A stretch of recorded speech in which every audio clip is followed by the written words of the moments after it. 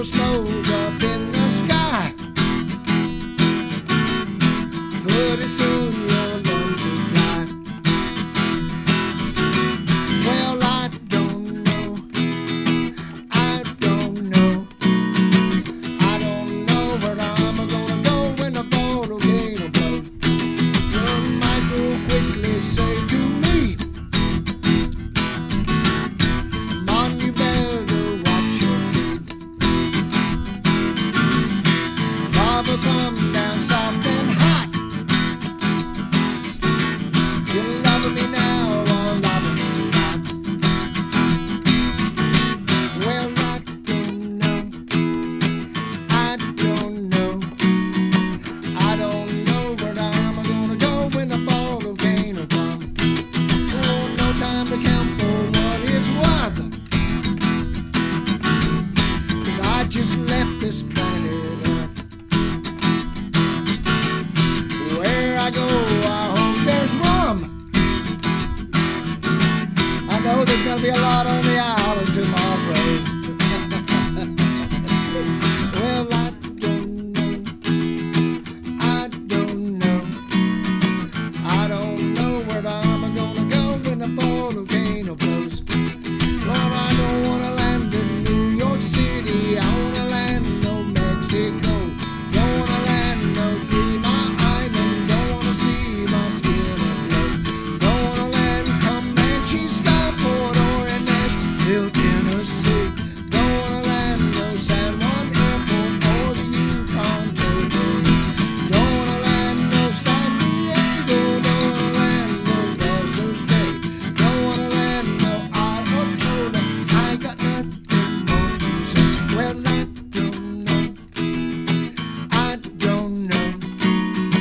I don't know where I'm gonna go when the volcano blows. No, no, no, no. All right, good evening, everybody. It's Wes Seiler here with Preserve Navarre Live, and I got two of my friends this time on the show that I'm so excited to hang out with. The first is Stephanie Lindsay. How are you? Good to see you again. Good to see you. And Rich Hogan. How you doing, Rich? Good to see you. So Stephanie is a repeat on the show, so this is your second time. Yes. So that's awesome. I haven't done that many times. I've had repeats on here yet, so now I'm making the rounds again. So can't wait to talk about some of the stuff that you've been up to since the last time.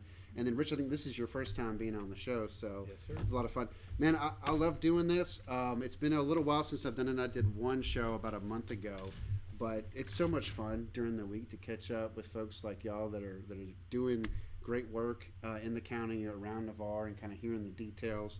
And then being able to do this live is really fun. So if you're watching live, we can see the comments that you put in. We can see the likes. So it looks like we got 4 or 5 people on now. So if you have questions for these two, feel free to post them in there and I'll bring them up on the show. We love doing this every week, talking about topics that matter to you. So if you've got ideas for what you want us to cover, let us know. Tonight, though, we're going to be talking about septic to sewer conversion. And this is just a huge issue that impacts the whole county around Santa Rosa. And so looking forward to the insights y'all have. That being said, I got to tell you, I have been insanely busy the past couple weeks just getting my kids ready for school. That for me is a crisis in itself. I agree. Yeah, we flew up to see some of my wife's family these past couple weeks, and of course we set up our vacation to end the Sunday before school starts the very next day, right? Because what could go wrong with that? So that's where we've been at. So I don't know about y'all, but yeah. Well, I've got one that started his senior year, and then my oldest child has graduated, so she's on to technical school this year. Yeah. So now it's her fault, right? Yes, if she's it late is. for school. Yeah, that must be wonderful. Yeah, it is. For me, it's still us. And then just the traffic in Navarre of sometimes you leave and you get there in 20 minutes. Sometimes it takes an hour. And you just never know what you're going to face. Depending on weather and everything. Yes. Yep. So I got to show you some pictures of all that stuff. So I think y'all probably met my family running around Navarre once or twice. So now I'm up to 3. So we just keep doubling down, and more. So now I've got 1 in daycare, and then I got 2 in elementary school, and then I took them up though. The vacation was worth it. I keep telling my wife it was worth it, even though our house is a wreck and school supplies are everywhere, because I took them up to New York. So we spent some time in upstate New York, and then I took them to New York City to see the 9/11 Remembrance Memorial, and that was our first time doing that. And so because they're at that age now where they're starting to ask questions and all this stuff. Daddy, why did you serve in the military? And my wife served as well. And of course, this was like well before they were born, so it's in their history books. So, you know, and then they're going to talk about it in school here pretty soon. So I thought it'd be fun for them to have like some different souvenirs. And have y'all been to it before? No. Okay. No. If you get the chance to go, it's amazing, and it just gets better every year as they add more stuff to it. My favorite part of it is they're getting into some of like the actions after 9/11, right? Like the solidarity that the country felt and the togetherness, and then the response of people mobilizing. So this right here is the horse soldiers, if you've heard of them. They make the rounds around the Panhandle sometimes and selling whiskey and everything. This is a America's Response Memorial to the horse soldiers.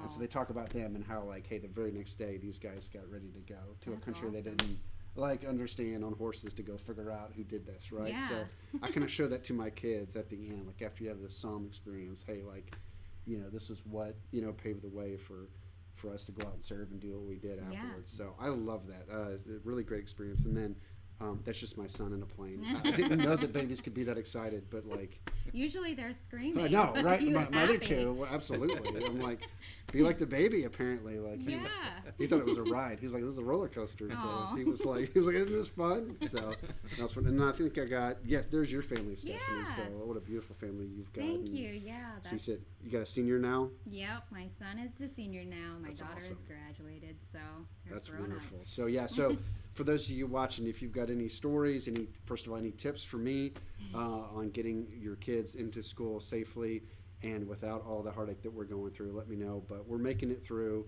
Excited for the school year that's coming up and everything that's going on in the community. And just a chance to talk to you guys is awesome because I know you're connected to so much of what's going on.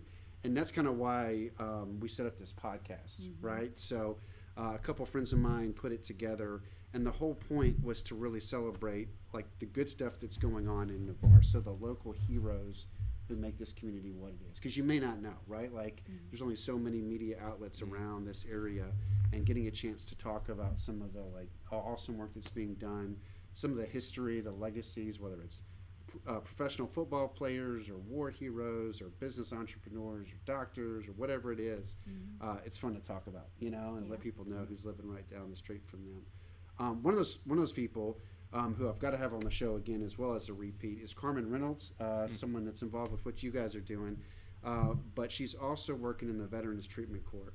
And Carmen's been a tireless advocate for pretty much everything I've been a part of, and I've learned so much from her. But I mention this every show just because it's an amazing thing. You guys know as veterans just how important it is to be able to take care of folks who come out of the service and then are struggling. And then especially right now, she's trying to pull funding together because it just got cut at the state level, which is insane to me that they would do that. But they did, and so now she's pulling it together through charities and everything else she can get. So. She's also looking for more volunteers to be sponsors for the vets going through the program. 100%. That's a big thing right now for her too. Yes. So if you don't know about this effort, essentially what it does is it provides special services to veterans to get them back on their feet if they're picked up by the justice system, right, locally. And the other counties have this. Okaloosa's got it. Esquimba's got it. Santa Rosa did not until Carmen got involved. And she said, nope, we need this. We have veterans getting picked up. And with the veteran, you know, at some point, this was a well-functioning individual who was serving their country, so you know there's a place that they can get back to if they're willing. And that's what they do, is they screen them, they figure out a mentor for them, and say, hey, do you want to get back on your feet? Do you want to let this moment define you, or do you want to get back to the person that you were? And if the person's like, yes, I'll go through all the work to do it, you're like, cool, we'll match you up with a mentor, get you in front of a judge, and set you on a rehabilitation plan. And that's such a beautiful thing because, you know, when folks have been serving their country and then something else goes wrong, they find themselves at a very low point. And all of a sudden, who's there to pick them up? Do we say thank you for your service then? You know, maybe not. But Carmen's one of those people who's like, absolutely, we will in our county. And so for the state to cut it really just is unfortunate. But to your point, Rich, if you want to get involved and learn more, highly recommend that you talk to Carmen. That's the email address, Veterans Treatment Court, the number 4, src@gmail.com. Or you can just hit us up because we're all involved in it. Hit any one of us up. send me a message on the Facebook page. I'll be happy to get you connected with her and show you ways to be able to help. So, but that effort, like so many things that Carmen does and that y'all do, is grassroots work, right? And so I saw her name on some of the stuff that y'all sent me. I was like, yes, love it, because it's the same culprits. It's the same do good culprits. Like, I was like, okay, like I know where this is going. Like, there's a good cause. They're working hard on it. They're looking for grassroots support. And so when you wanted to talk about some of the septic to sewer conversion stuff, I was like, for these folks, 100%. You know, happy to do it. So.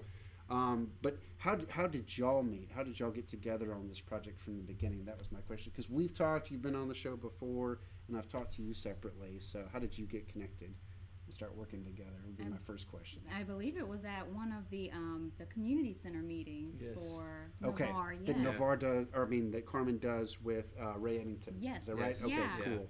Absolutely. I've heard of those. So she does, it's like monthly, they try to do it. Yeah. Or is it still at the library? Or have they Yes, moved? Okay. yes. So yeah, Good. it's monthly except for summertime break. So there's Okay. a break till September. Okay. Yeah, I remember when Carmen set those up, and it was like giving Ray Eddington, who we were just talking about, does so much work in the community, a chance to be able to interact with citizens, folks that may not be able to get up there to the meetings during the week, come in on a Saturday, talk to him, and get FaceTime with the commissioner, and same thing for him. He can Yeah. see what people care about. So that's Yeah. great.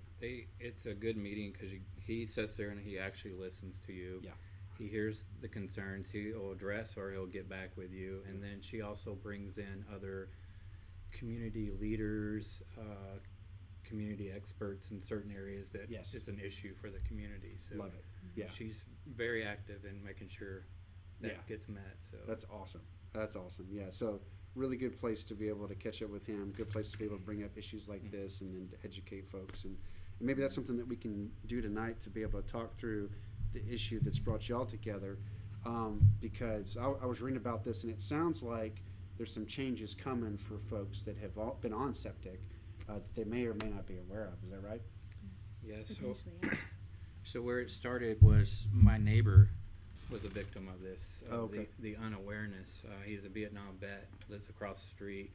His septic system broke down, and he called in a plumber, and he was trying to get it fixed, and then he got told by the plumber, you know, your drain field, which is the common issue with a lot Yeah. of the septic issues, is the drain field. He was told that the county will not give him a permit Yeah. because of the Florida statute. He lives within a 50-foot radius of a sewer line, Yeah. so he can't get a permit, so he has to get it either converted over, or he has to continue to pay $400, which he was doing within a year. He did 3 times to get his septic tank drained, which for many reasons that's bad. One, your pocketbook, right? Yeah. 2, if you know anything about septic tanks, draining those so frequently actually is counterintuitive to the system, the way it works, because it doesn't let bacteria grow to break down a lot of that stuff that you don't want to get into the water system before it gets filtered down Oh, into those local worse. water. Yeah. So, Yeah, I'm just thinking about somebody like on a, like you mentioned, like a vet on a fixed income Yeah. and doesn't know this bill's coming. so that's when I researched and found out the Florida statute was there, and then recently people weren't aware too, is the county went through and adopted that. The school board or the county board adopted that into their system, so now it's part of the county regulations, and you got the Florida regulations stating if you live residential wise, if you live within 50 foot of a sewer line and your septic system breaks down, you are forced to go on to the sewer system. Yeah, and just like everything, it's hard to communicate, right? Like Yeah. it's hard to get those words out, so people may not know, right? Yeah. Just because the county adopts it, you know, there's plenty of folks that may have no idea that's going to happen until, like you said, they try to go get something fixed and can't do it. So I've been spending time at the Carmen's meetings and become a part of that meeting and educating a lot of people, time and answering questions, and then trying to move forward on seeing what we can do. And been working with the commissioner and the county Yeah. to try to do that. And then the county grants office has been very helpful in providing background information that's needed and where they're at, the sources that are out there, and then that's when as he came into play. Nice, nice. That's awesome. The other thing that it seems like the damage here is felt very acutely, like to certain people and then probably not the others, right? Like it's different than traffic. We all deal with traffic, right? And all of us are just like, all right, this needs to be fixed.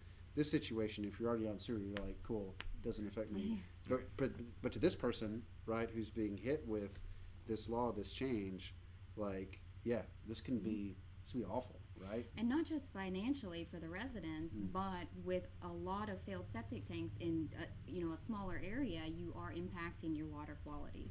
And water quality is a really big issue here. Absolutely. So it's definitely something that needs to be handled, addressed up front. So our goal was to address it not just from the financial side, but also from the water quality side, and to really try to work with the county to get grant funding for a project, because we've seen these projects roll out in other municipalities where they're grant funded for septic to sewer conversions. So why not Navarre? You would think that, because like you talked about the counties adopting this ordinance, so like if you're gonna have this requirement, at least help people out, right? Like to be able to get to that point. So this just kind of talks about like that cost, right? Like you mentioned the residential cost to be able to do this. It can be as high as $15,000 for a person to be able to do that. Like just the upfront construction costs and everything else. And the impact fee, the grinder pump, everything. So when you look at veterans on fixed incomes, seniors on fixed income, disability people on fixed incomes,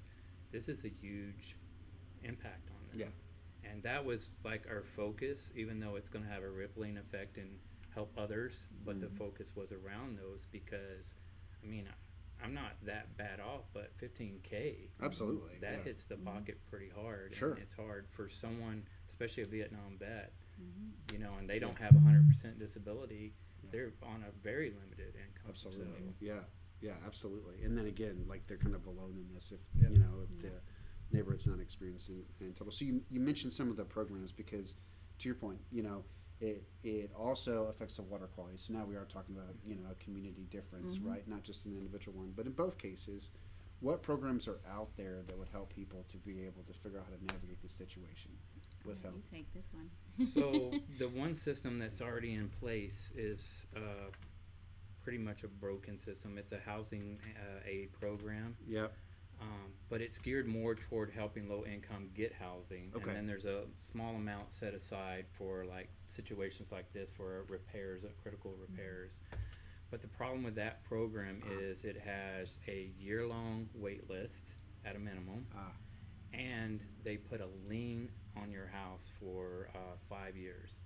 So you can't rent or sell your house within that 5 years. If you do, then you have to pay all that money that they gave you to fix that system back to them. And it doesn't matter if you're like in 4 years and 6 months, it's not prorated.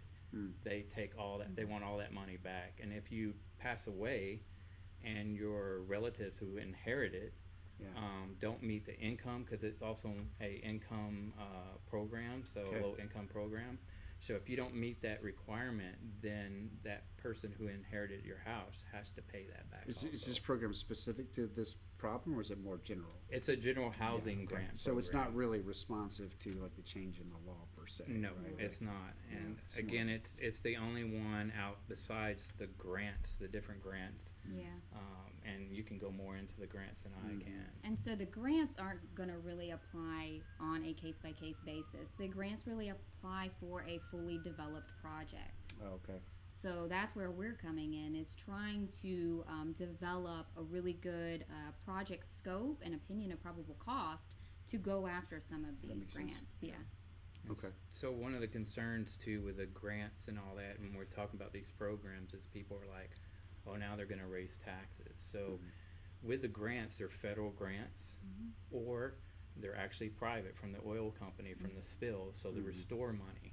That's where a lot of chunk is coming from for the county on these projects. And if we can get most of that from that, then yes, that's easy. But either way, it's not a county grant program, so they don't have to raise the taxes to pay for this program. Right. So this is more helpful for like a Ray Eddington to be able to advocate to other commissioners for more generalized funding for this type of thing. Has he been responsive to that? Is we're starting to make progress with it at all? Well, yeah, he's very responsive. Again, he's one man of five, and so is the grants office. Like I said before, they're very responsive. But again, they handle all the grants for the whole county, and there's see. just 2 people sitting in that office Sure. doing Yep. that, right? Yeah. So again, they've helped as much as they can. I've been working with them, came up with a talking paper, and that's where we're coming back into play. Is we're trying to get all the background stuff done to hand over to Eddington, Commissioner Eddington, so that he has that material, and then he can fight the fight for Sure. us. So this helps our one-man superhero that's always Right. out there trying to, Right. do everything for his district. This gives him all that ammo so that he can go fight the fight. But and at apply the for same grant. time, what do you do for the person in the midst of the crisis? So that's Right? Like there's that's there's no current yeah, that's the except for that challenge. one program that is not Yeah. very helpful. So now y'all come into it, helping Ray. What else are you guys doing for this, right? So what are y'all coming together to put? Well, our main goal with this is to survey the residents who are Okay. interested. We Okay. definitely need to gather as many interested residents as possible because the more support that we can show for this project, the more connections that are needed, the more likely we're going to get some grant funding for it. Is there a way to like pull the information of who's currently on Septic? Do they have any directory or database? So, but that's private data, though. That's Right. Held by the water utility. There see. are ways to gauge whether or not somebody is on septic by Uh-huh. physically inspecting the property. But what we're really asking for is for residents to come forward. If you're on septic and you want to convert to sewer, then please reach out, fill out the So survey. trying to get them yeah. to be proactive. Yes, because this is not going to be a mandatory project or a mandatory program. This Sure. is voluntary, even up until, let's say, we go into construction. You could say no at any time. So this is not about forcing everybody to connect to sewer. Yeah. We would like to capture people who really want to connect to sewer Got now. it. Got it. That's one of the key things too, is if we get the activity that we need to get a grant, why wouldn't you take the opportunity to take advantage? Because what we're looking at is existing infrastructure, right? Mhm. So it's only going to be where there's existing infrastructure, which means they don't have to build more lines, which means they already accounted for the areas that will be impacted by this program. Yeah. That's already plugged into the capacity, so it won't affect the capacity. The capacity for these additional homes on the system are already calculated into the system. Got it. Okay. Got it. So you mentioned a survey to be able to do that. So tell me how you came up with this exactly. What questions are you asking that would help somebody So identify the issue? Yeah. any of the answers that are provided are on a voluntary basis, and the Okay. information that any resident provides will be kept anonymous. But the main questions on this are, where do you live? Are you on septic or are you on sewer? Are you happy with your service? Have you had sewer failure? We do ask questions if you want to answer if you're on fixed income, if you're a disabled individual, a veteran. We would like to prioritize those cases because those are high need cases. And then just in general, what is your level of interest in participating in this program? Yeah. Yeah. So be able to identify candidates to be able to help Yes. them out. Say, this is a Yep. liability that you have, and we don't want you to Yep. get screwed over. And what that'll do long term is the more individuals we get to give us that information, the better we can kind of calculate the cost for this kind of conversion project. Yeah. If we can calculate cost on basically a retrofit project, it's easier to move it over to the county and have Got them it. start advocating for that grant funding that's Okay. needed. So what we'll do is we'll send out the link for this survey so that y'all can take it and then you can pass it on to folks that you know, Yeah. right? And then there's a QR code associated with it as well, right? Yeah. People can hand out or show on their phones and things like And, that. and so what we're gearing, anybody in Navarre can fill out the survey, but what we're gearing toward is trying to get what's called the residential. Slipped my trying- mind too. So the neighborhood is on the map there, but Mm. it's called division Second 2. edition, Yeah, yes. there you go. So split up into phases, Yeah. yeah. So it's going to be a phase program, but Yeah, the got a picture of area that. that we're looking at is called, according to the county, is the second edition Okay. to Navarre. So that's what the neighborhood's called. Mm. That's phase 1 of the program. Again, and it's where there's existing lines already. So we're not trying to build new lines, new systems. We're just trying to hit those people that are in that area or vulnerable to that, Yeah. and that are on the system. So it's the phase, if we can find success in this program and build a template, then we can pass this on to other areas that are in the same boat. Yep. And then we want to get volunteers from that area to lead the program like we are. Sure. And then we can sit back and advise and assist as needed, because it needs to be the faces of the people that are impacted Yep. Right. and the people that are trusted in that neighborhood, Right. instead of someone outside the neighborhood telling Yeah. them what they need or don't need. Yeah. Yeah. So Absolutely. So like letting people know, here's the liabilities, here's your options, Right. and then tell other people that are in the same spot. Right. And basically, we're just trying to get factual information out there, Yeah. arm people with the correct data, and let them make a decision on Sure. this, and Yeah. not forcing them, but make an informed consent decision whether they want it or not, and then how we can help them do that. Yeah, and that's the challenge, I think, in today's like just fast-paced society, especially with all the information saturation that's on social media, that's all over your phone, emails, everything else is like people are getting so many voices from so many different areas, and there's very few folks like yourselves that are out there just saying, hey, this matters to you specifically, and if you listen to me, it might save you $15,000 right in the Yes. future, and that's money that you need. So. Yeah. That's God bless you guys for doing that and kind of taking the lead on this. So there's the map of kind of the phase one approach that you talked about. I love that. I think that's great. How else can people get involved in this? So if they're, like you mentioned, they've experienced it, or they got neighbors, or they just want to help and be a part of something that's wholesome and good, what can they do beyond taking the survey? Well, if anyone has any available extra time, we could always use volunteer assistance as we move along with this project. Right now, we really do need assistance with public outreach, emails, putting things out on social media, helping to pass the word out about the surveys, collect these surveys, and then help, extract the data. But we're always in need of volunteers to help with this effort. Kind of build the charitable effort Yes, of sorts. yeah. Yeah, that makes sense. So you're definitely connected to the right person in Carmen, who definitely seems to know everybody in Navarre, so that's a great start.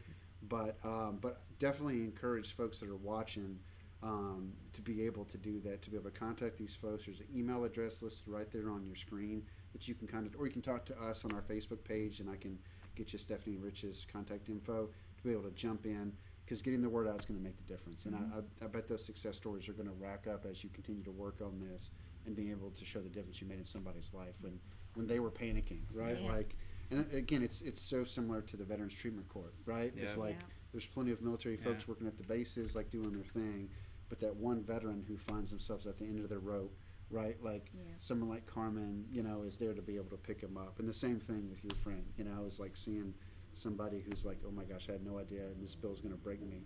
I don't know how to pay it. I'm going to lose my home. Yeah. And then y'all step in, and you've got an option for them, right? Yeah. Like, it's wonderful stuff. So, very cool. Very cool effort. Applaud y'all for doing that. If you want to get involved, highly recommend you jump in. This is an issue, like we said, it affects Navarre, but more than just Navarre, the whole county. The whole county is part of this, and anybody who's got a septic tank could find themselves facing this very soon. So, yeah. it's That's good what stuff. we're hoping, is that the program will grow to the county through volunteer community action kind of program. Yeah. Kind of like you've always been a part of, right? Yeah. And Navarre taking care of Navarre kind of issue. Yeah.